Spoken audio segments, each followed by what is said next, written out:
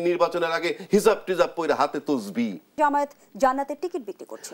আপনি কি ধর্মটাকে ক্যাশ করতে চান? হাসরের ময়দানে কোনো মার্কা থাকবে না, থাকবে শুধু দাড়িপাল্লা। যে হাসরের ময়দানে গিয়ে দাড়িপাল্লা দেখবেন, এখনো কিন্তু ওই বয়ান রয়ে গেছে যে নিরীহ আওয়ামী লীগকে নির্বাচন করতে দিতে হবে। কথার কথা বলছি, রিফাইন্ড আওয়ামী লীগ নিয়ে নির্বাচন, এমন কথা বলেছে, এমন বক্তব্য পাওয়া যাচ্ছে, দলমত নির্বিশেষে আমরা সবাই আমাদের ভেদাভেদ ভুলে আমরা আসেন, আমরা নির্বাচনে যাই, সব দলের আমন্ত্রণ জানানো হচ্ছে, ডাইরেক্ট ইনডাইরেক্ট। তাহলে আমরা কোথায় যাচ্ছি? কোথায়?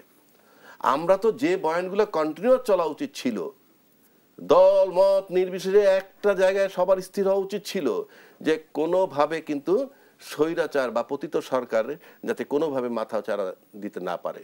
আমি রাজনীতিবিদ না, আমি বলি রাজনীতির বক্তব্যটা এমন হওয়া উচিত। উল্টা কি হয়েছে?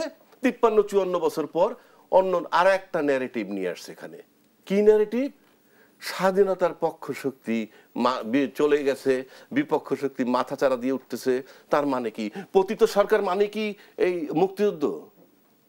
মুক্তিযুদ্ধ এই দেশের মুক্তিযুদ্ধ বঙ্গবন্ধুর নেতৃত্বে আর জিয়াউর রহমান সাহেবের মতো লোকের মাঠে লড়াইয়ের বিনিময়ে যেই যুদ্ধটা অর্জন আমরা করলাম 71, এটা বাংলাদেশের সম্পদ। কিন্তু অ্যাডভোকেট আবু রাজ্জাক মুক্তিযুদ্ধের পক্ষে বিপক্ষে যেমন আলোচনায় এসেছে বর্তমান সময়ের রাজনীতিতে, সেই সঙ্গে আমরা রাজনীতির একটা ইস্যু হতে দেখেছি যে ধর্মের ব্যবহার। আমি যদি আপনার সাথে একটা প্রসঙ্গ যুক্ত করি, জেলা জামায়াতের আমির ও লক্ষ্মীপুর 2 আসনের জামায়াতের মনোনীত প্রার্থী রুহুল আমিন ভূঁইয়া বলেছেন, হাসরের ময়দানে কোনো মার্কা থাকবে না, থাকবে শুধু দাড়িপাল্লা। এই দাড়িপাল্লায় ভোট দিলে ন্যায় প্রতিষ্ঠিত হবে। এর আগে আমরা শুনেছি, অভিযোগ শুনেছে জামায়াত জান্নাতের টিকিট বিক্রি করছে। এটা যে বলছে, উনি যে বলছেন, তার চেয়ে খারাপ হইলো যারা আমলে নেয়। তার চেয়ে খারাপ আমি মনে করি যারা আমলে নেয়। ডাজ ইট মিন তাহলে আপনি বিশ্বাস করেন যে হাসরের ময়দানে গিয়ে দাঁড়িপাল্লা দেখবেন? আপনি why you do accept it? তার মানে ইউ আর কনফিউজড। আপনি 100% কনফিউজ। আপনি দাঁড়িপাল্লা দেখবেন, মিস্টার এক্স বলছে, আর সেটা আপনি দেখবেন, সেটা নিয়ে আলোচনা করেন। আমি যদি বড় দলের কেউ হইতাম, আমি ডাইরেক্ট আমলেই তো নিতাম না। কি আসে যায়? আপনি যদি ওই কথা বলেন, আমরা তো এমনও দেখছি যে নেত্রী পলাতক, ইনকলাব পত্রিকায় ছবি দিয়ে নির্বাচনের আগে হিজাব টিজাব পরে হাতে তসবি, দেখেন নাই সেই ছবি? তার মানে কি? আপনি কি ধর্মটাকে ক্যাশ করতে চান?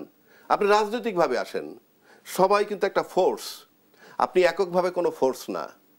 একটা দল সংঘবদ্ধ লোক হইলি সে ফোর্স হয়, উনি ইন্ডিভিজুয়াল কিন্তু ফোর্স না। কিন্তু ওনার অফিসের সবাই যদি মিলে তাহলে একটা ফোর্স। ওনার অফিসে গিয়ে যদি ওনার উপরে আমি হামলা করি, তাহলে আরো 10টা কর্মচারী এসে সামনে দাঁড়াবে। ইন্ডিভিজুয়াল আপনি ফোর্স না।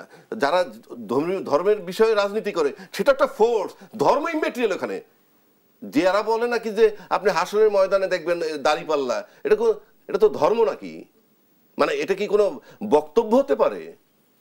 তার চেয়ে বড় যিনি আমলে নেন, তার মানে সে কি বিশ্বাস করেন? তারটা সে তারে মার্কেটিং করতে দেন না। মানুষ খায় না এইসব কথা। খাইলে 92% মুসলমানের দেশে এতগুলা ইসলামী দল হয় না, আর এত তীর্থের কাকের মতো চিৎকার করতে হয় না। সুতরাং এইগুলা যারা আমলে নেয়, আমরা এমনও দেখছি দায়িত্বশীল নেতা এখানে বসে বলে ওভারসিজ কে কি বলছে, তারে আমলে নেয়, তারে আমলে নিয়ে কাউন্টার দেয়। যখন ওই পার থেকে কাউন্টার আসে, এপারতে আবার দমে যায়, কারণ তাদের কাউন্টার এত শক্ত হয়। আপনি জান কেন? একটা বড় মাপের নেতা আমি, কে কি বললো ইউটিউবে, এইটা নিয়ে আমার মাথা চাপড়াইতেছি। Why? Think about your own position.